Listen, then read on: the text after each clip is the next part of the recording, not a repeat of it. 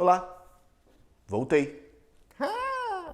Olá pessoas e pessoas, e não pessoas também, é um programa assim para todo mundo. Eu sou Javier Nori e eu tô de volta aqui no Universo para falar um pouco sobre Doctor Who. Eu tava com muita saudade de produzir conteúdo para Doctor Who e eu só tava esperando o momento certo e a maneira certa de fazer isso para vocês e para mim também, porque afinal de contas não alimenta só o meu ego, mas também me deixa mais próximo com a série que eu amo. Por causa dos eventos do Time Lord Victorious, eu decidi voltar a rever toda a série New Who. E o precinho me deu a ideia de meio que catalogar ou listar coisas que aconteceram no passado, mas que ainda são relevantes para a série hoje. Então é isso que eu vou fazer. Bom, eu gostaria de começar dizendo que eu adoro a primeira temporada, ela fica melhor cada vez que eu assisto. Eu tenho essa impressão de que o Russell T Davies e sua equipe criativa, eles se juntaram em uma reunião para fazer um grande brainstorm e foi uma loucura. Eles aproveitaram todas as ideias legais, mas ainda assim dentro de uma caixa, dentro de uma realidade não tão absurda como o Steven Moffat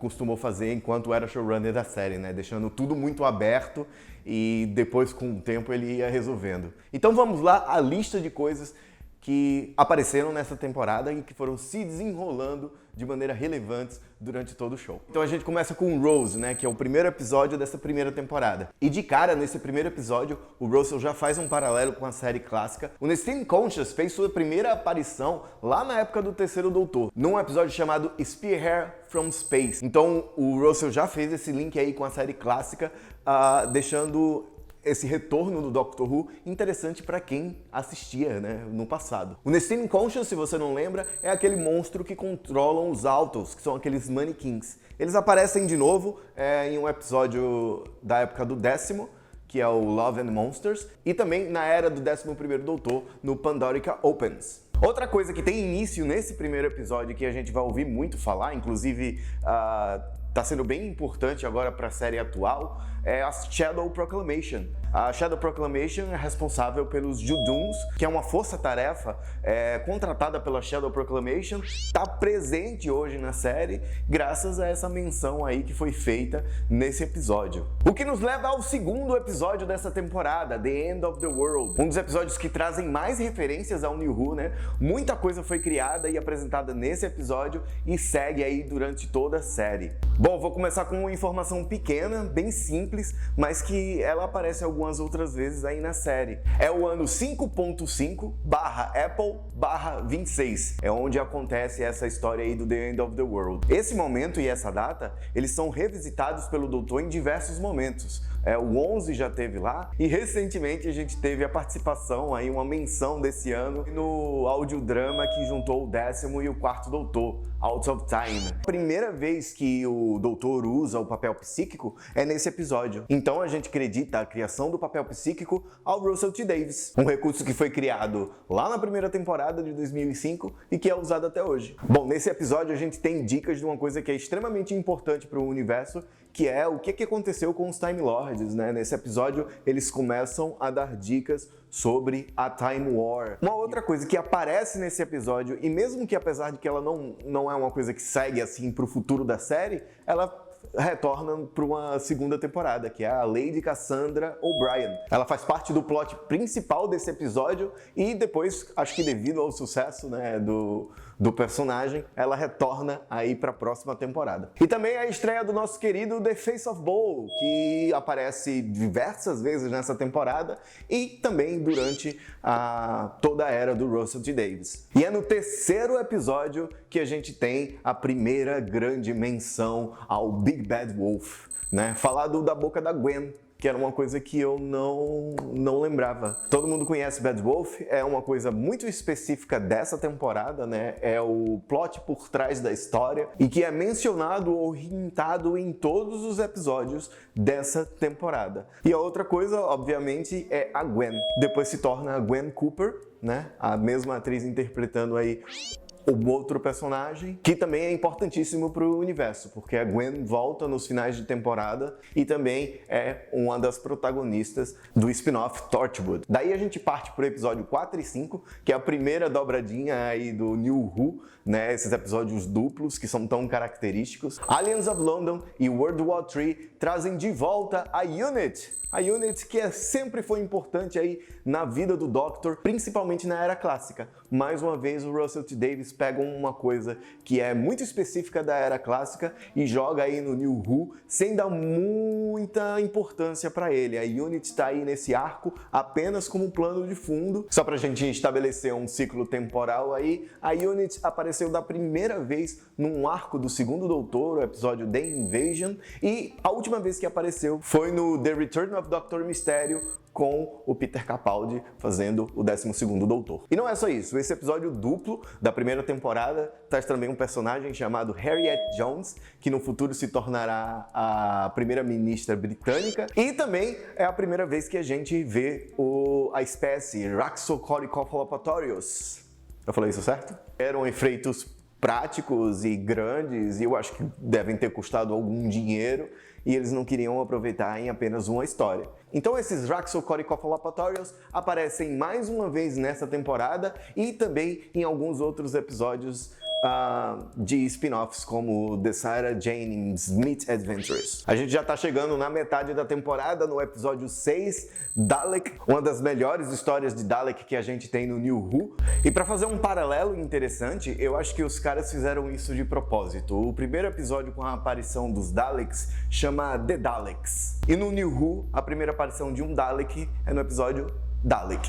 Então eu acho que tem uma referência aí à série clássica no título do episódio. E para vocês terem uma ideia, depois de Dalek, esse primeiro episódio no New Who, os Daleks já apareceram em mais de 25 episódios dessa nova série. Outra coisa interessante sobre esse episódio é que ele foi escrito pelo Robert Sherman.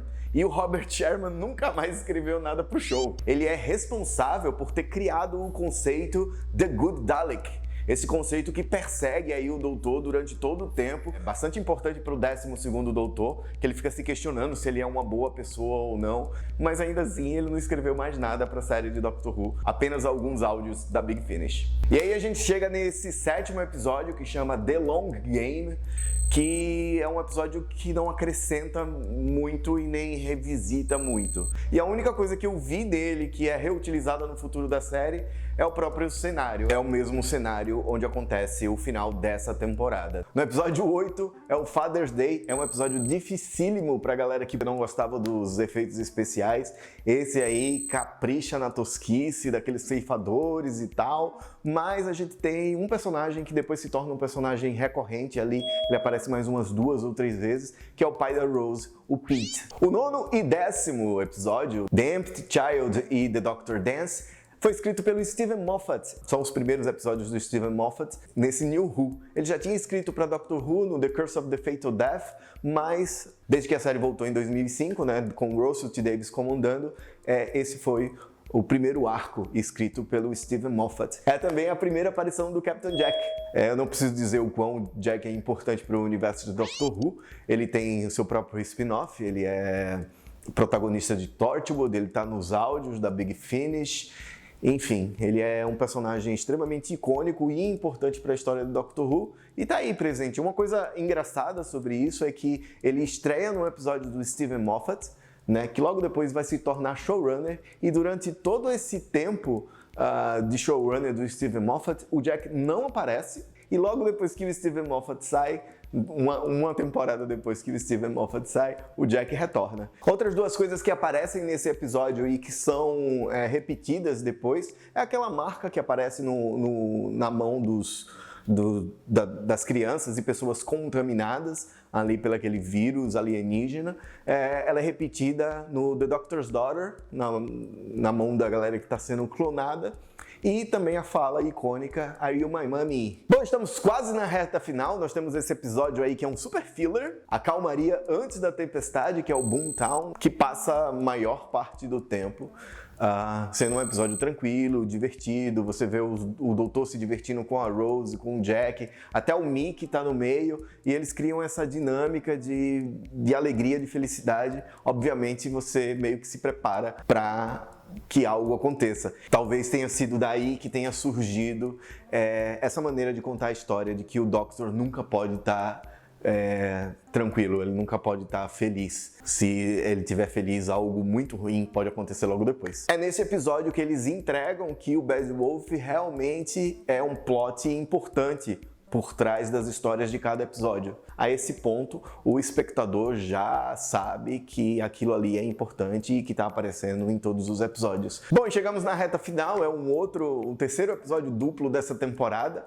que é o Bad Wolf e o The Parting of Ways. E no Bad Wolf a gente tem uma coisa importantíssima que indica que sim, o Russell T. Davies e sua equipe criativa já estavam pensando que além de Doctor Who, eles iam criar outro tipo de conteúdo paralelo. Então a gente tem a menção do Torchwood Institute. É naquela trivia que tá rolando ali, aquela versão futurista de Weakest Link, e tem uma das perguntas que é referente ao Instituto Torchwood. Esse episódio também traz um vilão da era clássica, que é o Dalek Imperador, o Dalek Emperor, que já tinha aparecido antes no arco do segundo Doutor, The Evil of the Daleks, e também em um arco do sétimo Doutor, Remembers of the Dalek. Será que a gente vai ter a volta desse Dalek Imperador de novo aí no especial de fim de ano? Ou realmente o Bad Wolf conseguiu nos livrar desse mal? Bom, e é claro, é a primeira vez no New Who que a gente vê uma regeneração.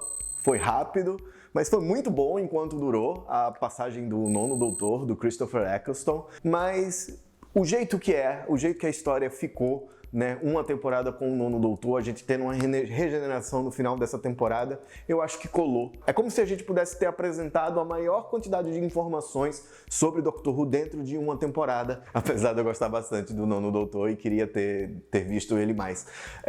Mas ele tá de volta, e a gente vai ter aí os áudios da Big Finish com o nono doutor, tá tendo o quadrinho que já saiu com o nono doutor, e quem sabe aí em algum especial, ou até não especial, a gente tem aí o Christopher Eccleston de volta. Bom, e é isso. Esse é meu apanhado de informações sobre coisas que aconteceram na primeira temporada do Doctor Who e foram importantes de alguma maneira na história do show, ou se repetiram, ou foram usadas de referência para alguma coisa que aconteceu mais na frente do show. Eu espero que vocês tenham gostado, deixem seus comentários. Eu não sei onde é que eu vou postar esse vídeo ainda, mas se quiser chegar lá no Twitter, @RaviAinori, comenta lá na thread que eu tô fazendo, reassistindo os episódios de Doctor Who, e terminamos essa temporada, vamos começar mais uma. Eu tô ansioso aí para rever os episódios do 10º Doutor. Um beijo e até mais. Eu vou aqui de Vortex Manipulator, porque minha bike tá quebrada e aqui é mais rápido. Valeu, até mais.